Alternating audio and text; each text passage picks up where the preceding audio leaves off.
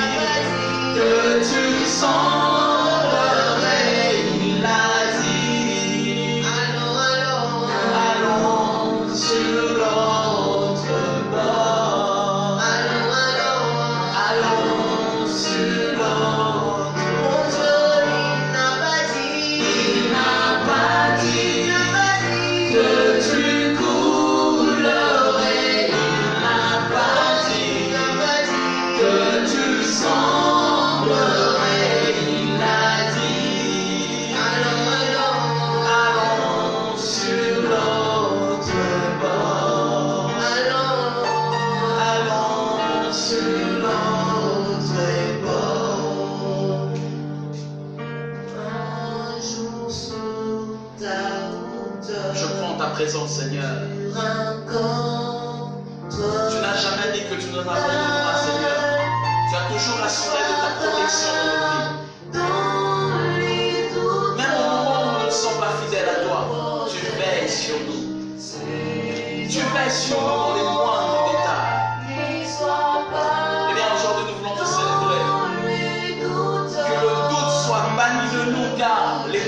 l'Éternel protège les siens. Tu veilles sur nos vies dans les moindres détails. Oui, même si nous rencontrons le mal au-devant de nous, toi tu nous as rassurés de ta protection. Eh bien, nous voulons te célébrer en ce jour et te dire que tu es merveilleux. Te dire que tu es bon, que tu es merveilleux. Merci pour ta présence éternelle. Merci pour ta présence. Merci éternel ô Dieu. Merci pour tout ce que tu fais comme bien. Merci éternel ô Dieu. Merci de te révéler à nous encore en ce jour.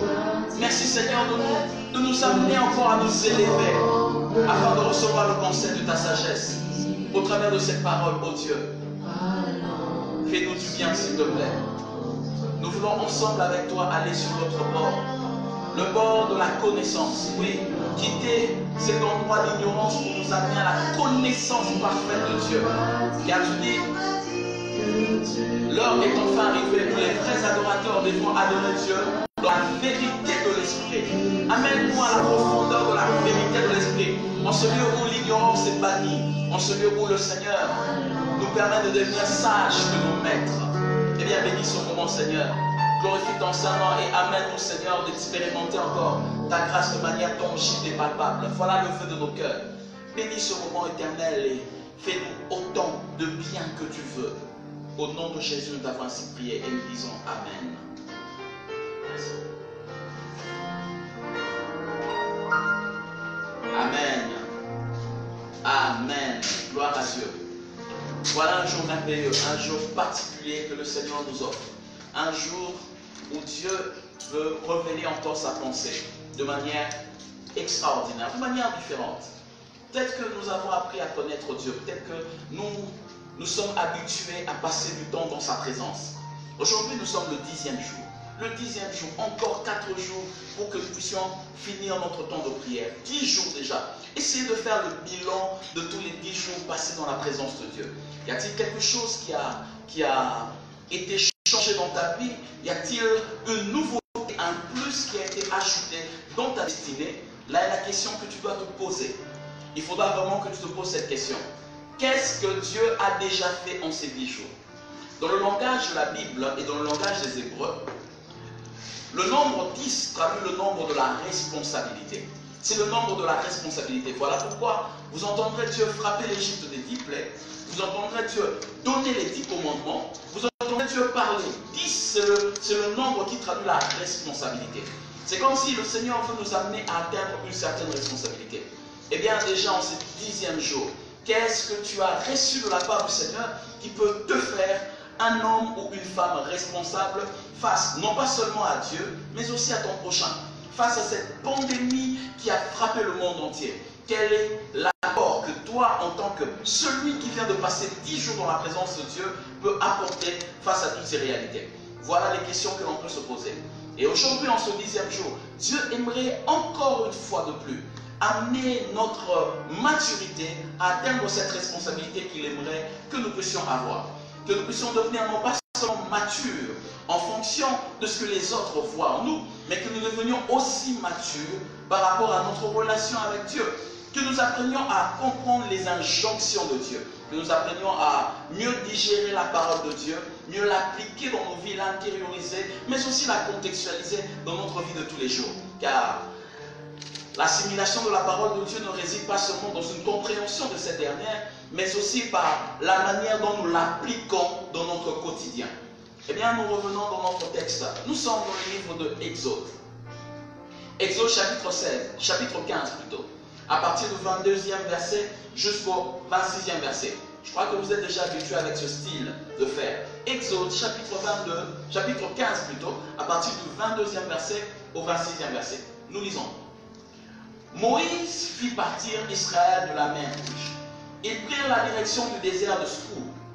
Et après 3 jours de marche dans le désert, ils ne trouvèrent point d'eau. Ils arrivèrent à Mara, mais ils ne purent pas boire l'eau de Mara, parce qu'elle était amère. C'est pourquoi ce lieu fut appelé Mara. Le peuple murmura contre Moïse en disant, que boirons-nous? Moïse cria à l'Éternel, et l'Éternel lui indiqua un bois, qu'il jeta dans l'eau, et l'eau devint douce. Ce fut là que l'Éternel donna au peuple des lois et des ordonnances. Et ce fut là qu'il le mit à l'épreuve. Il dit, si tu écoutes attentivement la voix de l'Éternel ton Dieu, si tu fais ce qui est droit à ses yeux, si tu prêtes l'oreille à ses commandements et si tu observes toutes ses lois, je ne te frapperai d'aucune des maladies dont j'ai frappé les Égyptiens, car je suis l'Éternel qui te guérit. Voilà le texte de base que nous avons durant tout notre temps de prière. Ce texte nous a permis de comprendre beaucoup de leçons à tirer de Mara. Ainsi donc aujourd'hui, le sous-thème que nous allons exploiter, c'est quelles leçons tirer de Mara, 10e partie. Quelles leçons tirer de Mara, 10e partie. Mara nous a révélé déjà 10 leçons extraordinaires. Des leçons qui permettent aujourd'hui à ce que notre vie devienne une vie responsable.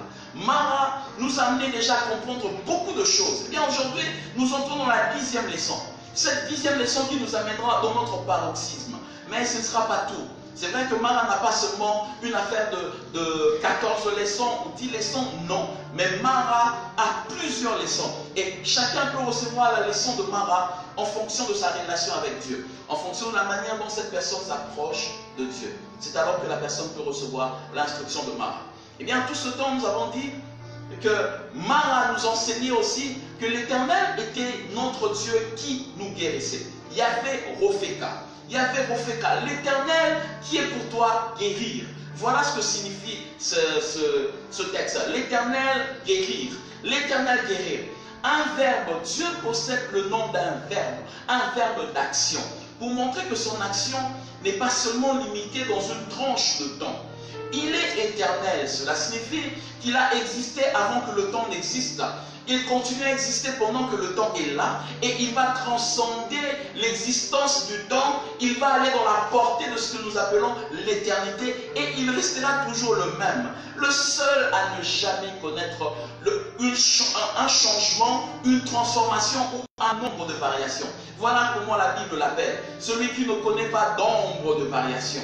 Voilà l'Éternel Ropheka, l'Éternel qui ne me guérit pas seulement hier parce que j'étais malade, mais l'Éternel qui me guérit même maintenant et qui continuera à me guérir même dans le futur. Car l'action de Ropheka était conditionnée au germe des maladies que nous avons acquis de l'Égypte. En étant en Égypte, nous avons été en contact avec un peuple polythéiste, un peuple qui adulait beaucoup de divinités, un peuple qui célébrait des divinités en désordre et des divinités qui leur plaisaient. Parce que les Égyptiens aimaient les divinités qui ne leur réprimandent pas. Parce qu'eux-mêmes, en tant que divinités, sont là et ils vivent dans un désordre extraordinaire. Alors, adopter les divinités qui ne nous créeront pas de problèmes parce qu'eux-mêmes vivent déjà ce que nous vivons, serait une aubaine pour nous. Eh bien, Dieu, quand il amène son peuple en Égypte, il pousse le peuple à comprendre une leçon très essentielle. C'est que Dieu ne peut jamais être comparé à une quelconque autre divinité. Il est le seul, l'unique et le véritable Dieu. Il n'a aucune caractéristique de divinité. Il est le seul qui bénéficie d'une particularité qu'aucune divinité ne peut posséder. On l'appelle Dieu, qui signifie celui qui est l'incréé, créateur de toutes choses.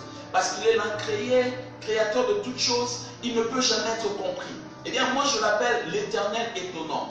Le jour où je comprendrai qui est Dieu, il cessera d'être mon Dieu. Parce que je l'aime, parce que je ne le comprends pas. Il fait des choses parce qu'il doit le faire à sa manière, sans tenir compte des conseils des hommes. Voilà un peu la particularité de notre Dieu. Ainsi donc, lorsque Dieu délivre Israël, il annonce à Israël qu'il va guérir Israël des germes, des maladies qu'il a héritées de l'Égypte. L'Égypte peut aujourd'hui représenter pour nous notre ancienne vie. C'est vrai que nous sommes nés de nouveau, convertis, mais nous avons toujours là les germes de certaines choses d'Égypte. Pourquoi? Parce que aussi longtemps que nous vivons sur la terre, l'Égypte spirituelle restera toujours un lieu d'oppression pour nous. Le monde, avec tout ce qu'il renferme, sera toujours pour nous un lieu où nous ne sentirons pas que nous sommes en paix. Nous serons toujours attaqués par la maladie. Cette maladie, c'est quoi? C'est le péché. Le péché est une maladie que nous recevons en étant dans ce monde. L'affaire du péché ne cessera que le jour où nous serons dans le royaume des cieux. Aussi longtemps que nous ne sommes pas encore au ciel, l'affaire du péché sur la terre continuera à exister. Et Dieu dit, il sera toujours pour nous Yahvé Ropheka. Une dimension de Dieu qui est un tout petit peu particulière. Une dimension qui amène Dieu à pouvoir être celui qui vient régler l'affaire du péché, mais d'une manière non pas comme nous l'entendons régulièrement, mais que le péché soit comme une maladie que nous avons acquis de l'Égypte, de ce monde. La Bible dit, nous sommes dans le monde, mais nous ne sommes pas de ce monde. Notre royaume, c'est le royaume des cieux. Eh bien, le Seigneur a commencé à nous enseigner depuis bien de temps, pendant ce temps des 14 jours, comment on devait se comporter face à cette affaire du péché hérité de l'Égypte. Hier, nous avons parlé de la 6e plaie. Une plaie tout à fait particulière. Une plaie qui est venue frapper l'Égypte d'une manière extraordinaire. C'était la 6e plaie, la mort du bétail. Une plaie qui est venue frapper l'Égypte. Elle était caractérisée par une chose. C'était la main de Dieu qui était apaisantie sur la terre d'Égypte. La main de Dieu qui était apaisantie sur la terre d'Égypte. Pourquoi? Pour frapper l'Égypte de ce concept qu'il avait. Et nous avons eu à prendre la plaie d'Égypte, la 6e plaie. Nous avons donné son corollaire d'enseignement avec la 6e parole ou le 6e commandement, où la Bible dit « Tu ne commettras pas de meurtre ou tu ne tueras point ». Et nous avons dit qu'il nous arrive de temps en temps à tuer notre prochain. On peut tuer quelqu'un, non pas simplement en amenant une arme pour poignarder cette personne ou faire n'importe quelle autre chose, mais on peut tuer quelqu'un par le langage, on peut tuer quelqu'un par notre comportement, notre manière d'agir. Voilà pourquoi l'apôtre Paul, comprenant cette réalité, il dit à Timothée, ne laisse personne te mépriser parce que tu es jeune, mais sois un modèle pour les fidèles dans ta façon de parler, ta conduite, ta foi et ta pureté. Nous devons être des modèles, non pas venant tuer le prochain, mais en l'encourageant, en amenant les prochains à pouvoir expérimenter aussi la vie que le Seigneur nous a donnée. Et aujourd'hui, nous allons faire un tour dans notre texte de secondaire qui est Exode, chapitre 9 toujours, à partir du 13e verset. Nous parlerons aujourd'hui de la 7e plaie. Une plaie encore extraordinaire, une plaie qui renferme encore une autre leçon de la part du Seigneur qu'aujourd'hui nous serons appelés à comprendre. Je suis dans le livre de Exode, chapitre 9, nous lisons à partir du 13e verset. L'Éternel dit à Moïse, lève-toi de bon matin et présente-toi devant Pharaon. Tu lui diras, ainsi parle l'Éternel, le Dieu des Hébreux. Laisse aller mon peuple afin qu'il me serve, car cette fois, je vais envoyer toutes mes plaies contre ton cœur, contre tes serviteurs et contre ton peuple, afin que tu saches que nul n'est semblable à moi sur toute la terre. Si j'avais étendu ma main et que juste frappé par la mortalité, toi et ton peuple, tu aurais disparu de la terre. Mais je t'ai laissé subsister afin que tu vois ma puissance et que l'on publie mon nom par toute la terre. Si tu t'élèves encore contre mon peuple et si tu ne le laisses point aller, voici, je ferai pleuvoir demain à cette heure une grêle tellement forte qu'il n'y en aura point eu de semblable en Égypte, depuis le jour où elle a été fondée jusqu'à présent. Fais donc mettre en sûreté tes troupeaux,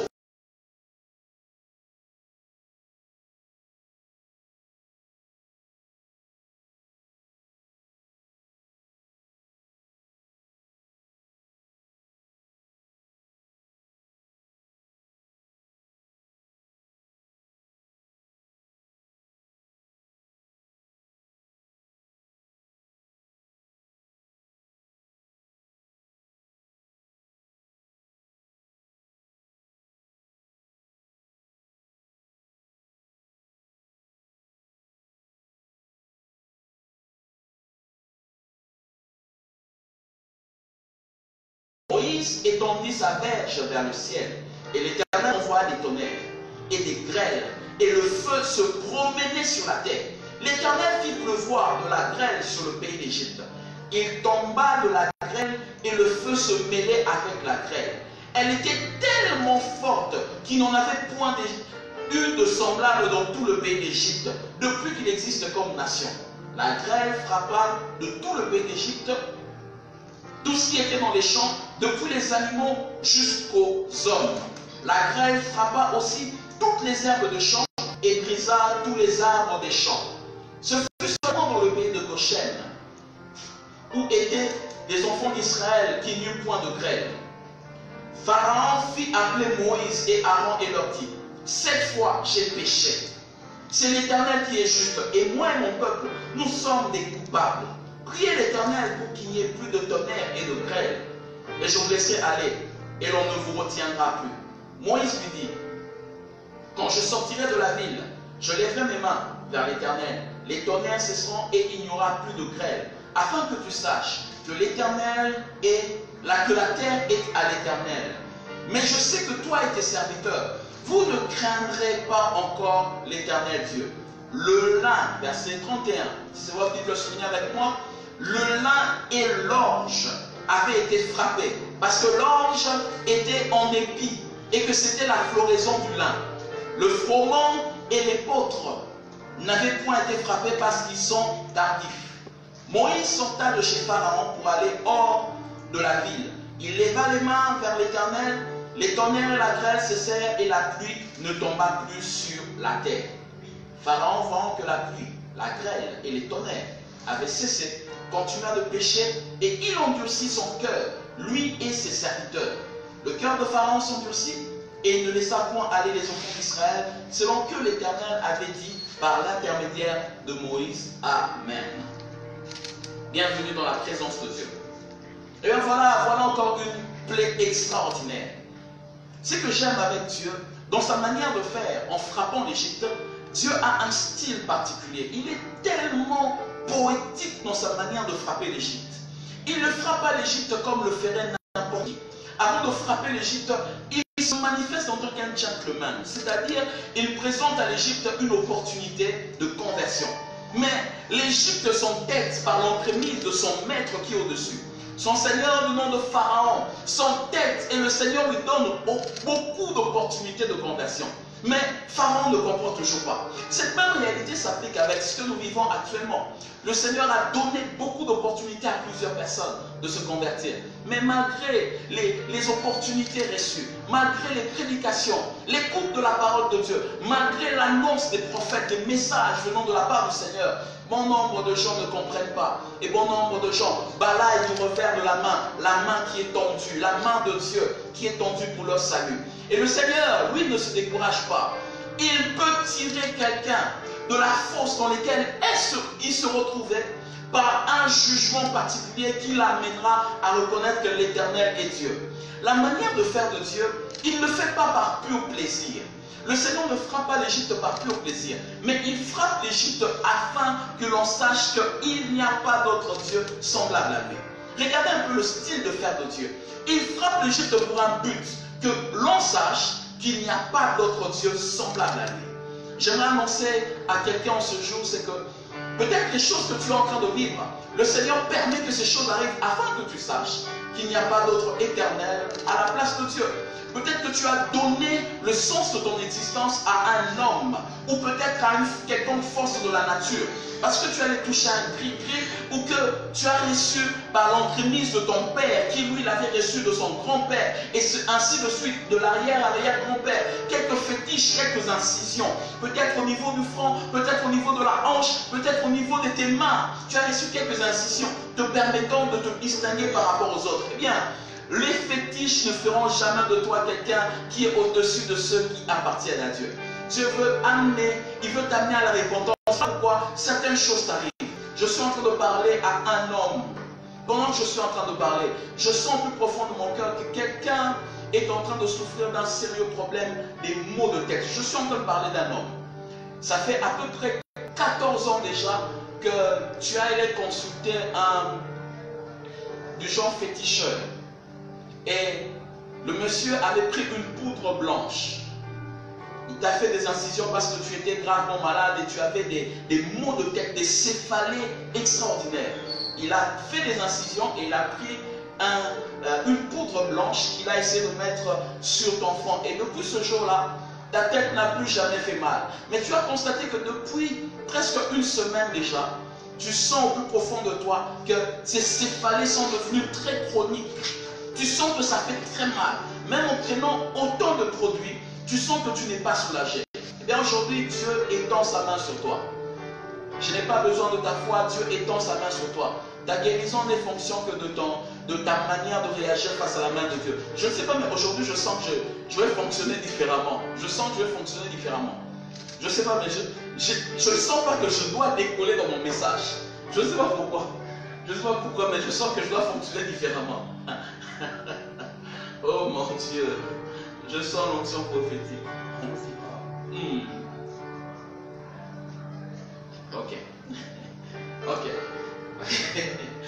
Voilà une plaie particulière. La 7e plaie. C'est une plaie de grêle. Quelles sont les particularités de cette plaie? Les caractéristiques de cette plaie. La Bible nous montre plusieurs caractéristiques que j'ai eu à déceler en rapport avec cette plaie. C'est la première plaie d'une série de 3 plaies. La première plaie d'une série de 3 plaies. Souvenez-vous, en son temps, j'ai eu à dire que les 10 plaies d'Égypte étaient divisées en 4 groupes. Le premier groupe avait 3 plaies, le deuxième groupe avait 3 plaies, le troisième groupe avait 3 plaies et le dernier groupe n'avait qu'une seule plaie. Cela fait 10 plaies. Ainsi donc, la 7e plaie fait partie du 3e groupe de plaies. C'était en réalité la première plaie du 3e groupe de plaies. Ces 3 plaies sont différentes des autres plaies qui ont précédé. C'était des plaies qui avaient une puissance de frappe tellement extraordinaire. Ces plaies n'épargnaient aucune réalité. C'était des plaies qui, lorsqu'elles tombaient sur la terre, elles créaient des dégâts considérables. Et ici, avec la 7e plaie, nous nous retrouvons à la première de cette série de 3 plaies. C'est comme si le Seigneur était en train de se frapper les mains pour dire: cette fois-ci, l'Égypte saura qui je suis. C'est une plaie qui amène un malheur redoutable. C'est une plaie qui amène un malheur redoutable. Et la preuve que c'est une plaie qui est redoutable, c'est aussi la première fois que dans toute la Bible, on voit Pharaon admettre sa faute. Exode chapitre 9, verset 27. Pharaon dit: j'ai péché contre l'Éternel. Je reconnais aujourd'hui que l'Éternel est juste et moi et mon peuple, nous sommes coupables. Cette plaie qui commence avec une frappe extraordinaire pousse Pharaon pour la première fois. Oh mon Dieu! Après 6 autres plaies qu'il a eu à bénéficier ou écoper, la première fois Pharaon se reconnaît coupable. Quelle plaie redoutable! Mais où est ta force légendaire? Pharaon, tu es aussi une divinité. Tu es adoré en Égypte comme étant le maître de double demeure. Tu as ta demeure au ciel et tu as ta demeure sur la terre. Ah, Pharaon, tu es considéré comme une divinité. Comment peux-tu abdiquer devant l'Éternel, le Dieu des Hébreux? Il reconnaît sa force car la puissance de cette frappe était terrible. Dans le langage de la Bible, le chiffre 7 traduit la perfection.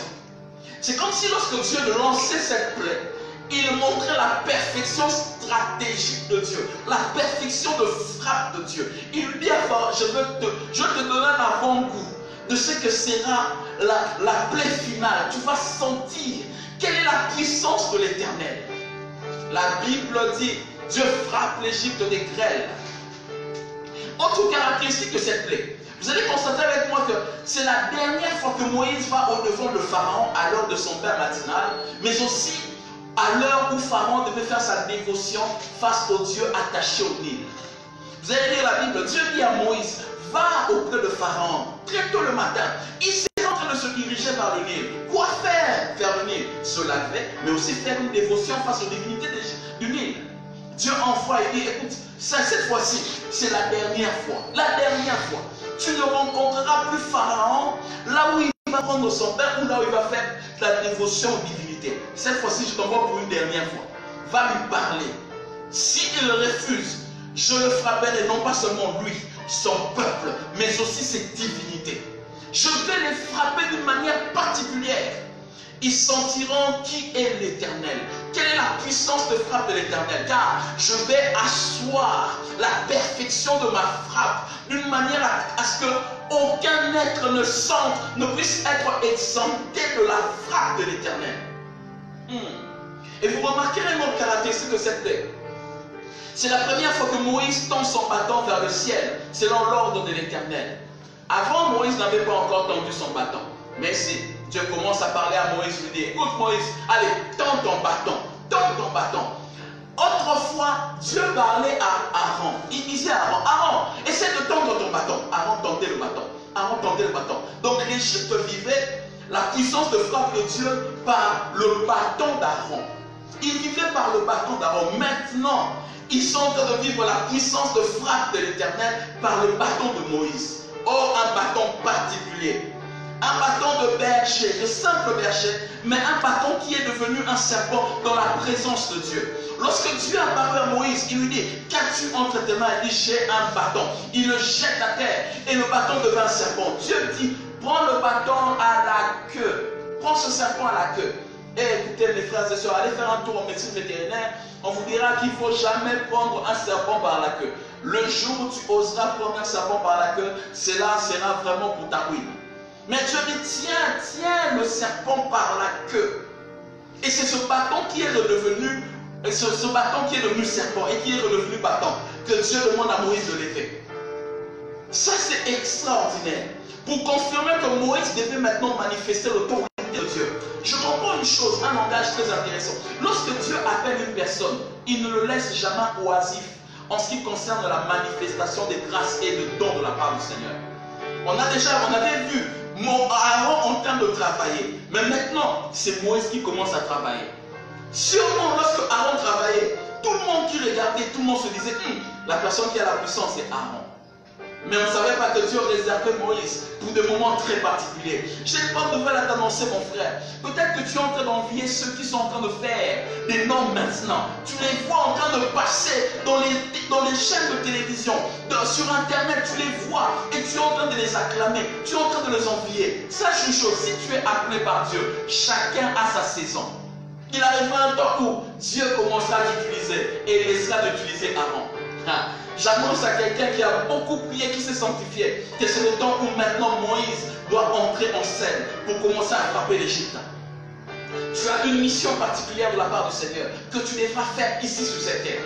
Et remarquez encore une autre particularité. Cette plaie était remplie de plusieurs enseignements. C'était une plaie remplie de plusieurs enseignements.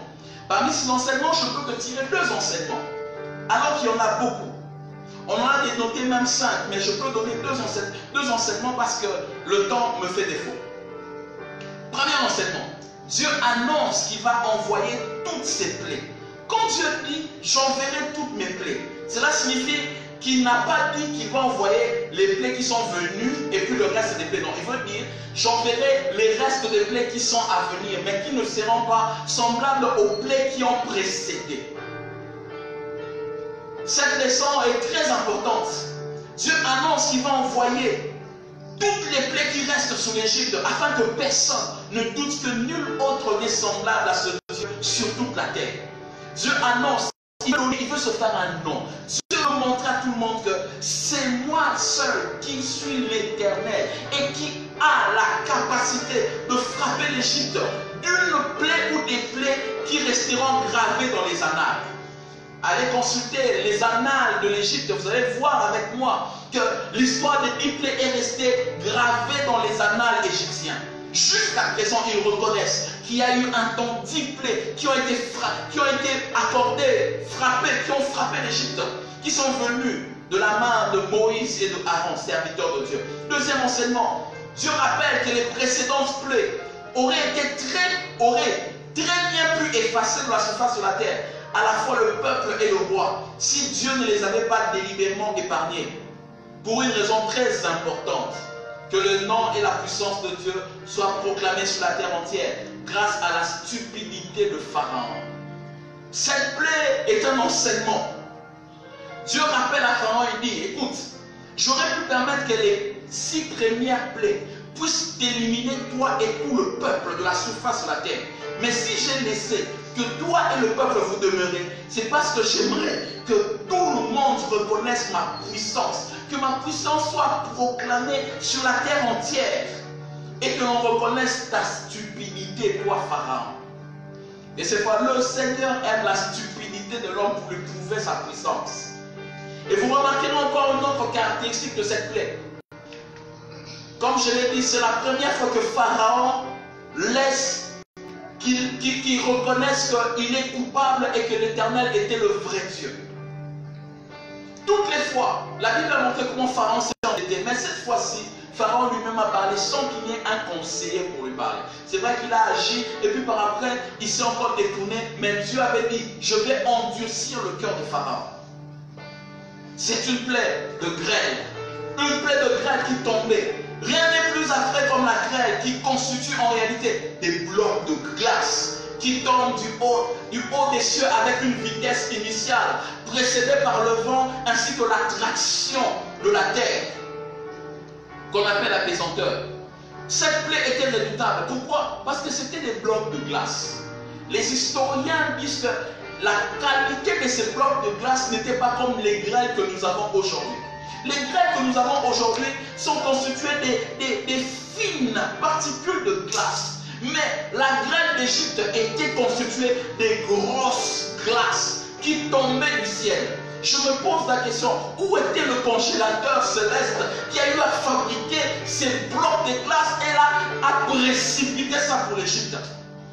Tout le monde était stupéfait. On regardait le ciel. La pluie a commencé. La pluie, nous connaissons tous la pluie. Quand la pluie commence, nous voyons l'eau qui tombe. On se dit, waouh, la pluie vient nous rafraîchir. Mais tout d'un coup, ce sont des glaces qui commencent à tomber avec une vitesse initiale, précédée par le vent ainsi que la force de la pesanteur.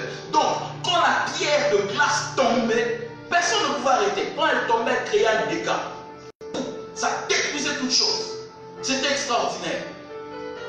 Dieu a dit, toutes les personnes qui resteront dans le champ seront frappées. Tous les animaux, aucune chose ne sera exemptée. Même les plantes seront frappées. Waouh! Si autrefois, Dieu n'avait touché que les animaux et les hommes, cette fois-ci, Dieu s'attaque même aux plantes. Dieu s'attaque même aux plantes. Dieu est en train de viser plusieurs divinités égyptiennes. J'ai dit que la 7e plaie traduit la perfection même de la puissance de frappe de Dieu. Pourquoi? Parce que cette plaie a fait une particularité. Elle touchait à peu près 5 divinités égyptiennes. 5 divinités égyptiennes qui étaient visées lorsque Dieu devait frapper ces plaies. La première divinité, c'était Isis, la sœur et la femme du dieu Osiris. Les Égyptiens disent de cette divinité que c'était ses larmes qui, tombant dans le Nil, le faisaient sortir de son lit. On racontait que ces larmes étaient semblables à des pluies. Et lorsque ces larmes tombaient, ça faisait sortir le Nil de son lit, créant ainsi une fertilité des limons tout autour de la terre d'Égypte et rendait la terre d'Égypte cultivable. Qui ne pouvait pas aimer les larmes de Isis en train de tomber dans la terre d'Égypte? Tout le monde se réjouissait des larmes de Isis, une déesse particulière. On dit aussi d'elle que cette déesse, lorsqu'elle se met à mâcher ce qu'on appelle le lin, vous avez vu au verset 31, on a parlé du lin, cette plante qu'on appelle le lin. Lorsque Isis mâchait la plante de lin, quand elle mâchait cette plante, les vêtements étaient produits. Et on dit de Isis que c'était elle qui a enseigné aux hommes comment s'habiller et comment fabriquer les vêtements.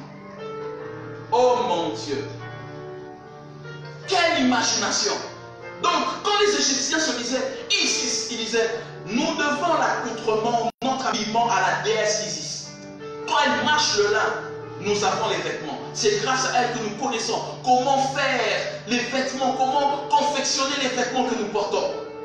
Avant d'entrer en face de nos divinités, avant de les célébrer, nous portons des vêtements sacerdotaux, des vêtements qui nous permettent d'être dans le culte. Au-delà des vêtements de culte, nous avons aussi des vêtements de cérémonie, des vêtements de fête et des vêtements de coutume. C'est Isis qui était à la base de cette réalité. Deuxième divinité qui était frappée, c'était Horus. Je parlerai de lui un peu plus bas. La troisième divinité, c'était Nout, qu'on appelait la déesse du ciel. Horus et Nout étaient les deux principaux dieux du ciel. C'est eux qui supervisaient le contexte du ciel. Oh, tout le monde était stupéfait. Quand on voyait le ciel s'assombrir, on se disait, voilà, Horus et Nout se sont entendus, ils veulent maintenant faire pleurer Isis. Quand ils feront pleurer Isis, les larmes qui tomberont seront la pluie que nous aurons à bénéficier. Ils se mettaient à chanter Horus, Nout, faites pleurer Isis pour qu'elle nous donne ses larmes afin que le Nil soit arrosé, afin que la terre d'Égypte soit arrosée. Et la quatrième divinité qui était frappée, c'était Seth. Seth était le maître du tonnerre et de la foudre. Le maître du tonnerre et de la foudre. Un Dieu compliqué. Le maître du tonnerre et de la foudre. Vous remarquerez avec moi qu'avant que la pluie ne tombe, il y a toujours le tonnerre. Le tonnerre annonce la pluie. Et vous voyez qu'on voit la foudre. La foudre est appelée le feu du ciel. La foudre montre que la pluie qui est en train de tomber là est une pluie qui est redoutable. Alors Seth était le maître de la foudre et le maître du tonnerre. Et aussi, ce Dieu était particulier. On dit de lui qu'il avait un comportement sexuel agressif. Il était un Dieu au même moment homosexuel et un Dieu hétérosexuel. Il était homosexuel avec le Dieu Horus. Les deux étaient homosexuels. Alors qu'en réalité, Seth était l'oncle de Horus. Seth était l'oncle de Horus. Le père de Horus, c'était Osiris. Osiris et Isis formaient le père de Horus. Mais bizarrement, Seth, oncle de Horus, sortait avec Horus, et de cette union est née ce qu'on appelle la divinité Thoth. C'est compliqué. Quel désordre sexuel. Mais Seth n'était pas seulement limité là. Il y a ce qu'on appelle le mythe de Plutarque. Raconte une histoire sur Seth et Isis. On dit que parce que Osiris avait reçu les faveurs de leur père, il avait la terre d'Égypte qui était cultivable ou fertile comme héritage de leur père. Alors Seth, lui, n'avait reçu que la terre d'Égypte qui était aride. Osiris bénéficiait des privilèges de son père, mais Seth était rejeté par son père. Alors, la première femme ou la femme légitime de Seth, c'était en réalité Isis. Mais Isis n'aimait pas Seth. Isis aimait Osiris. Alors quand Seth a constaté que Isis, qui était sa sœur et femme, ne l'aimait pas, il aimait Osiris, Seth s'est fâché. Il allait tuer son frère Osiris à cause de ça. Quelle jalousie, quelle haine à cause d'une femme. C'est extraordinaire. Ça ne va pas commencer aujourd'hui. Ça va commencer avec le dieu égyptien. C'est sérieux. Il a tué son frère. On parlera de ça demain. Il a tué son frère à cause de sa soeur et femme qu'on appelait Isis. Isis, femme légitime. Tu es femme. Tu es femme au foyer. Mais comment peux-tu tromper ton mari? Tu vis dans l'adultère. L'adultère avec le mari d'un autre qu'on appelle Nephthys. Osiris était en réalité le mari de Nephthys. Mais comment tu peux aller sortir avec le mari d'une autre personne? Quel degré d'adultère? Et cet adultère a engendré que les deux hommes se sont battus. Les deux divinités hommes se sont battus. Et on a tué Osiris. D'une manière un peu particulière. Seth avait organisé un festin. Il a organisé un festin. Il avait construit un sarcophage en or. Il a organisé un festin. Il était très intelligent, cette divinité. Il a organisé un festin et il a demandé à tous les convives d'entrer dans ce sarcophage. La personne qui entrera dans le sarcophage et qui correspondra le mieux à la taille de ce sarcophage, Seth lui avait dit, je te donnerai ce sarcophage en or. Tous les participants étaient entrés, mais personne n'arriva à convenir parce que ce sarcophage était taillé d'après la forme de Osiris. Lorsque Osiris est entré, ça correspondait avec sa forme. Tous les participants, toutes les divinités ont acclamé. Alors Seth est venu avec tous ses amis. Ils ont scellé le sarcophage. Ils ont pris ce sarcophage, ils l'ont jeté dans le Nil. Et le sarcophage est allé se tenir jusqu'au niveau de la Phénicie. Osiris était mort. Quand il est mort, Isis, prenant conscience que Osiris était mort, qu'est-ce qu'elle fit? Elle a cherché le sarcophage. Elle a trouvé le sarcophage au niveau du Liban. Quand elle a pris le sarcophage, elle l'a amené dans la terre d'Égypte. Elle a enterré Osiris avec les odeurs. Quand Seth a appris que Isis avait enterré Osiris, il est venu, il a déterré Osiris et a coupé Osiris en 14 parties. Et puis il a dispersé ces parties dans le fleuve Nil. Quand Isis a pris conscience qu'on avait déterré son mari et qu'on l'avait dispersé en le coupant en 14 parties, elle est allée chercher son mari avec sa sœur, Nephthys. Ils n'ont trouvé que 13 parties. Une partie n'était plus là. C'était quelle partie? C'était le sexe d'Osiris qui ne se faisait plus voir. Pourquoi? Parce que la légende dit qu'un poisson avait mangé le sexe d'Osiris. Alors comme Isis était aussi la déesse de la magie, elle a eu à créer un sexe pour s'accoupler avec Osiris. Et en ce moment-là, il y a une naissance de Horus. Une divinité qui a combattu son oncle. Mais malgré qu'il se combattait, il vivait dans l'homosexualité. C'est bizarre, un désordre chez les Égyptiens. Voilà les dieux que Dieu devait frapper. Parce qu'il vivait dans une dépravation des mœurs. La cinquième divinité qui devait être frappée, c'est Reshtu, le dieu de l'orage. Reshtu, le dieu de l'orage. Les dieux égyptiens étaient des dieux qui excusaient tous les errements des Égyptiens. Parce qu'eux-mêmes vivaient dans un désordre inimaginable. Alors Dieu, qu'est-ce qu'il s'est dit? La Bible nous montre Dieu qui vient frapper la terre d'Égypte d'un élément naturel qu'on appelle la grêle. Si vous lisez avec moi Job chapitre 38, versets 22 à 23, vous allez constater avec moi que Dieu utilise généralement les éléments naturels comme armes de guerre lorsqu'il veut faire passer un jugement. Job chapitre 32, versets 22 à 23. Dieu utilise généralement les éléments naturels comme armes de guerre lorsqu'il veut faire passer un jugement. Ainsi, la grêle était un jugement divin contre la prostitution et l'adultère des dieux égyptiens. Voilà pourquoi lorsque vous lisez la plaie d'Égypte, la 6e plaie, et vous la 7e plaie plutôt, vous la ramenez avec son enseignement et entrez aux 10 commandements. Le 7e commandement, l'Éternel dit, tu ne commettras point d'adultère. Tu ne commettras point d'adultère. Remarquez que la Bible avait ordonné qu'à chaque fois que l'on trouvera un homme ou une femme en flagrant d'adultère, on devait lapider cet homme ou cette femme.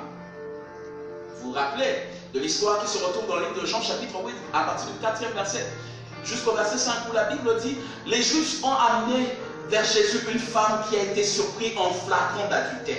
Ils ont dit à Jésus, la loi de Moïse exige que nous puissions lapider cette femme. Que dis-tu » C'était dans la loi de Moïse qu'on devait lapider toute forme d'adultère.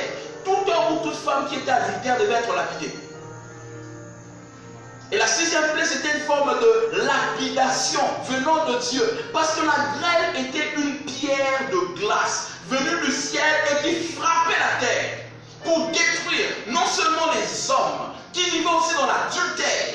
Parce que chez les Égyptiens, l'adultère était une chose qui était de coutume, c'était une chose qui était tolérable, mais aussi frapper les divinités qui vivaient dans l'adultère contre eux. Pourquoi nous disons que cette plaie, la Bible nous donne une indication qui nous montre que cette pluie de grêle était une punition contre l'adultère. Et cette indication se retrouve au verset 31. Le verset 31 de ce chapitre 9 nous dit ceci.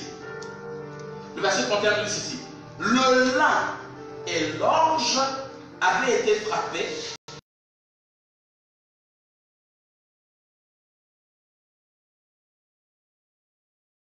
C'est demandé de souligner l'expression lin et l'orge. Le lin et l'orge avaient été frappés parce que l'orge était en épi et que c'était la floraison du lin. C'est l'indication que Dieu nous donne qui montre que cette pluie de grêle était une punition contre l'adultère. Quand on parle du lin, on se sert généralement du lin pour fabriquer des habits. Le lin est fabriqué en habits. Les habits ne sont pas seulement fabriqués en coton, mais on utilise aussi le lin pour fabriquer les habits. Souvenez-vous quand j'ai parlé de la déesse Isis, je dis que lorsqu'elle mâchait le lin, elle fabriquait des vêtements. Vous allez remarquer avec moi que les vêtements sont généralement des choses qui occasionnent l'adultère. Ce sont des choses qui créent l'adultère. Regardez bien les prostituées. Vous ne verrez jamais les prostituées habillées en robe juste à leur chez nous. Mais elles portent toujours des petits vêtements. Pourquoi elles portent des petits vêtements? C'est comme si elles empruntent les vêtements de leurs petites sœurs, qui sont encore à l'âge de 4 ans ou 5 ans. Elles portent les vêtements de leur petite sœur. Bon, moi je dis qu'elles portent les vêtements de leur petite sœur, parce qu'elles ont perdu leurs vêtements. Le lin, c'est l'image des vêtements. C'est à partir de là que l'on forme les vêtements. Et l'adultère est généralement occasionné par la manière dont les hommes ou les femmes portent des vêtements. Regardez aujourd'hui, qu'est-ce qui amène beaucoup de gens à aller consulter les prostituées? Regardez, les hommes sont attirés par leur manière de s'habiller, les vêtements qu'elles portent. elles portent des vêtements très provocants. Et ces vêtements attirent et occasionnent l'adultère. Un papa responsable, vraiment responsable, qui a des enfants responsables, un papa qui a une grande position dans la société, mais lorsqu'il roule avec son véhicule, il voit une fille avec un vêtement qui est très court. Le papa est attiré, il arrête et il peut être même le grand-père de cette fille qui est en train de courir derrière. Mais il ne m'appelle pas, papa, appelle-moi Jean. Appelle-moi papi. Toi, tu es papa, mais on t'appelle papi. Appelle-moi Junior. Moi, je suis Junior. Ne m'appelle pas papa, appelle-moi Junior. C'est compliqué. C'est très compliqué. À cause de quoi? Les vêtements. Les vêtements. Regardez la manière dont les vêtements ont amené un contexte d'adultère dans notre siècle présent. Regardez, on a posé la question à un, comment on les appelle, un tailleur, un de grand prix. On lui pose la question, quand tu conçois tes vêtements, quel objectif tu as? Il dit, mon rôle c'est d'arriver à déshabiller la femme. Donc lui, quand il fait ses vêtements, son objectif c'est d'arriver à déshabiller la femme. Que la femme ne porte plus de vêtements.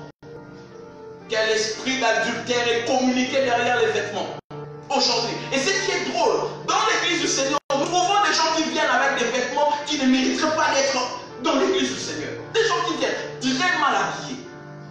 Et ils viennent avec un slogan qu'ils brandissent. Dieu ne regarde pas l'extérieur, mais Dieu regarde l'intérieur. Jésus a dit insensé. Celui qui a créé le dedans a aussi créé le dehors. Donc Dieu regarde aussi l'extérieur. Tu viens à l'église pour biper des gens. Biper des gens. Et quand quelqu'un décroche à ton appel, à ton bip, tu dis il a bouffé mes unités. Quand on va te violer par des vagabonds ou des chéquiers, tu diras quoi? Dieu ne m'aime pas. Mais tu as attiré leur attention par ta manière de t'habiller. Ce qui est bizarre, c'est que dans l'église du Seigneur, on trouve ces choses. Et l'adultère entre dans l'église du Seigneur. Quelqu'un qui vient pour prier Dieu, il est en train de lever la main. Quand il est comme ça, il regarde, il est scandalisé. Les idées sont parties. Il est parti. Le pasteur est en train de prêcher, mais une sorte qui écarte ces gens. Il est parti. Il est parti. Il est parti. Et après, quand le pasteur tombe, on dit qu'il n'avait pas l'onction. Ah! L'adultère qui vient par les vêtements. La deuxième des choses qui me prouve que cette frappe de grêle touche à l'adultère, la Bible donne une autre indication. La Bible dit, au-delà du lin, il y a l'orge. L'orge. L'orge avait été frappée. L'orge aussi avait été frappée. L'orge. On se sert de l'orge dans la fabrication de la bière. Les Égyptiens étaient un peuple qui aimait la bière. Alors, ils se servaient.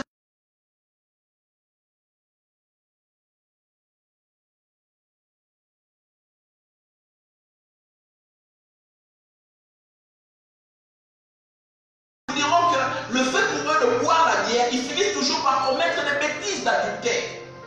Soit ils tombent dans l'impudicité, soit